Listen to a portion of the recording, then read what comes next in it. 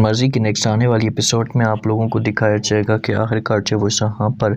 आती है, आकर बात करती है, मंशा समझाने की कोशिश करती है सीरत को और कहती है कि आप शुजा को मना करें, उससे कहें कि वो मेरे साथ ऐसा ना करे। अगर मुझे तलाक मिल गई, मेरे साथ ऐसा हो गया तो बहुत बड़ा मसला खड़ा हो सकता है। जैसे ये बात फ़ौरन यहाँ पर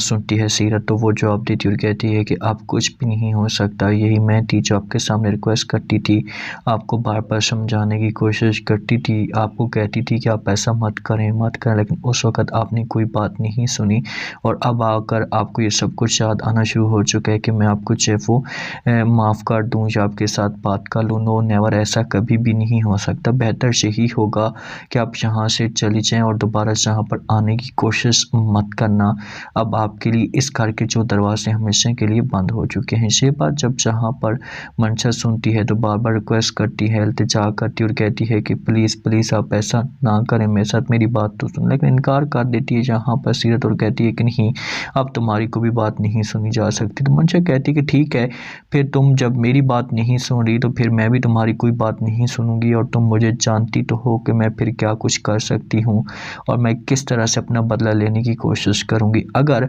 मुझे, मेरी बात याद रखना, मुझे अगर किसी किस्म की कोई परेशानी हुई या मेरे लिए किसी किस्म का कोई मसला खड़ा हुआ तो आपके लिए बहुत बड़ी परेशानी खड़ी हो सकती है और इसकी ज़िम्मेदार तुम खुद होगी, मेरे ऊपर किसी किस्म की कोई भी बात नहीं है। कि तो इनकार कर देती है सीरत और कहती है कि तुम्हारा जो दिल करता है तुम करो, तुम जो भी ज़ोर लगाना चाहती हो लगाओ तन मन का, लेकिन मैं देखती हूँ कि तुम करती क्या हो और तुम्हारे इख्तियार में क्या है। तो यहाँ से जब वो सीरत गुस्से से चली जाती है, दूसरी तरफ आप लोगों को ये भी दिखाया जाएगा कि शुजा का जो दादू उदय शुजा को अपने पास बुला, इसके साथ खुलकर बात करता और कहते हैं कि देखो शुजा, तुमने अगर अभी भी बात ना मानी, अगर अभी भी मेरी बात ना सुनी तो देखो इसके ज़िम्मेदार तुम खुद ही होगे, मैं ज़िम्मेदार नहीं हूँ। मैं आपको अभी भी समझाने की बार बार कोशिश कर रहा हूँ, आपके सामने रिक्वेस्ट कर रहा हूँ कि इस लड़की को हमेशा के लिए निकाल दो। जब ये बात शुजा सुनते हैं ना तो अपने वालिद को, दादा को कहते हैं कि ठीक है, आप लोग जो कुछ भी कहते हैं मैं आपकी हर बात मानने के लिए तैयार हूँ, लेकिन प्लीज़ आप लोग मुझे थोड़ा सा वक्त तो दे दें। आप मेरी बात नहीं सुन रहे, मुझे कोई वक्त नहीं दे रहे, तो मैं किस तरह से बात करूँगा,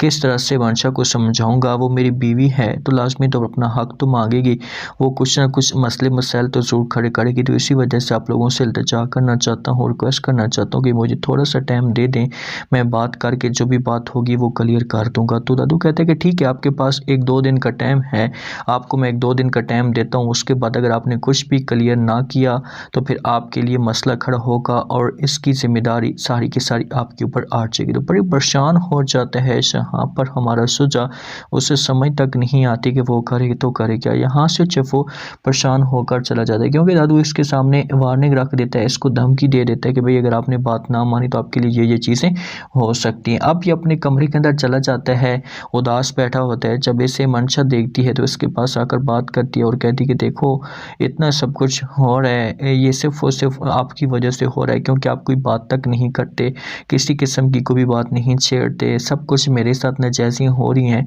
आखिरकार मेरा कसूर क्या है। तो शुजा जब ये बात सुनता है तो वो जवाब देता और कहता है कि सारा का सारा जो कसूर है ये आपका है, आपकी वजह से सब कुछ हो रहा है। अगर आप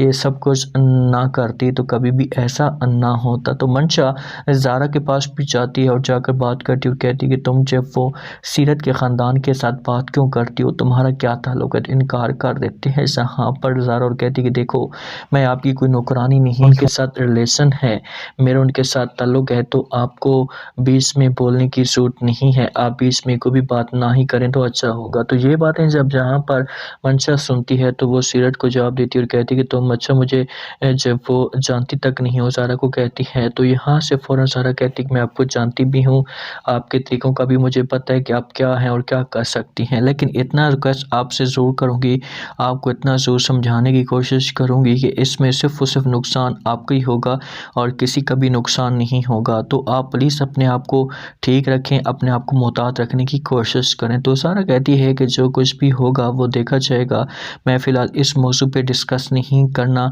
चाहती और ना ही इस मौजू पे बात करना चाहती हूँ। सीरत के पास शुजा आता है और आकर बात करते और कहते हैं कि आप जब वो जाएँ मम्मा के साथ बात करें, उनको राज़ी करने की कोशिश करें कि जो कुछ भी वो लोग कहते हैं उनकी बात मानी जाएगी, लेकिन थोड़ा सा वो टाइम दे दें। लेकिन इनकार कर देती है सीरत और कहती है कि सॉरी टू से, मैं बात नहीं कर सकती और ना ही किसी किस्म का कोई तमाशा खड़ा कर सकती हूँ। अगर आपको कोई कोई मसला है तो आप डायरेक्ट जाएँ और जाकर बात करें और मेरे ऊपर ऐसा इल्ज़ाम लगाने की कोशिश ना करें। अब शुजा मुकम्मल तौर पर फँसा हुआ है, देखते हैं कि इसके साथ क्या होता है और किस तरह से ये अपने आप को इस मुश्किल से निकालने की कोशिश करता है। आप लोग इस बारे में क्या कहते हैं? अपना फ़ीडबैक लास्ट में दें और बताएँ कि क्या शुजा को किसी किस्म का कोई सुकून मिल पाएगा, या इसका जो घर होगा इसे हमेशा के लिए बर्बाद हो जाएगा, या ये सीरत को छोड़ देगा। लाज़मी रह दें और सब्सक्राइब भी लाज़मी कर दें। शुक्रिया।